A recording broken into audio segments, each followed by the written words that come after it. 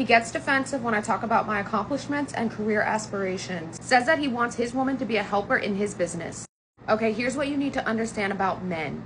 The more that you lead with your accomplishments, what you do and what you own, your career aspirations and goals, you're trying to one-up him and trigger off the competitive trigger in his brain. So males actually have a larger area in their brain than women do for detecting territorial threats and challenges.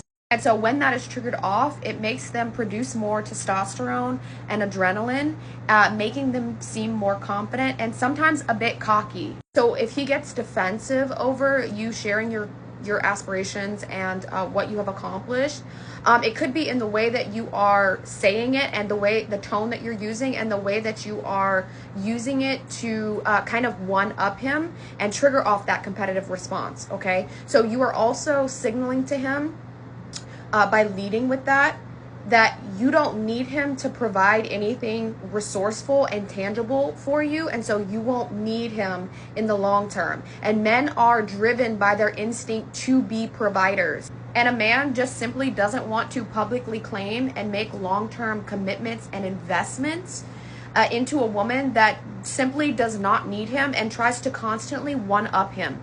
That language and that kind of vibe is specifically reserved for the world of testosterone, out in the workforce, competing, fighting for the highest spot in their jobs and in their businesses and in their careers. So they don't want to experience a life with a woman that is also constantly trying to one-up him. So if you don't learn to play it wisely, like the feminine psyche is designed to do, you're going to find yourself keep attracting these men that are cocky and not proud of you for what you have accomplished, what you have done in your life, all the things that you aspire to do in your career. Ladies, you have been so brainwashed to think like a man, communicate like a man, behave like a man, work like a man. And men are not going to be long-term sexually attracted to women that are just like men, okay? Because they want to be attracted to feminine women, not women that act and behave and talk like men.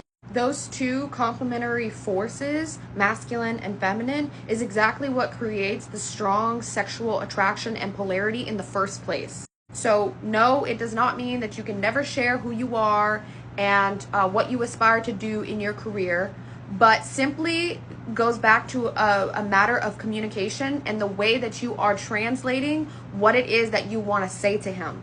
If you're giving off this energy of, I don't need you, I did this, this, and this because I got my own, I'm an independent boss babe, then you're not allowing any space for him to come in and try to provide something for you.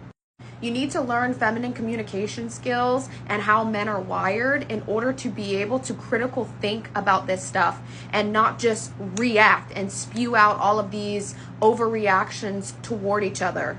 I mean, just yesterday, my brother was showing me his new truck that he got, and I was telling him, wow, it's a beautiful truck.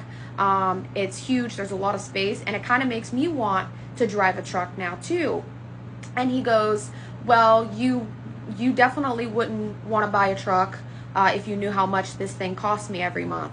And I said, yeah, you're probably right. Because it made him feel more like a man to know that he has something in his life that the females in his life don't have. He already knows that I can buy whatever. I would have been triggering off his defenses had I said something instead of, it's not that big of a deal. It's not that much money. I can do it. I can get better than this.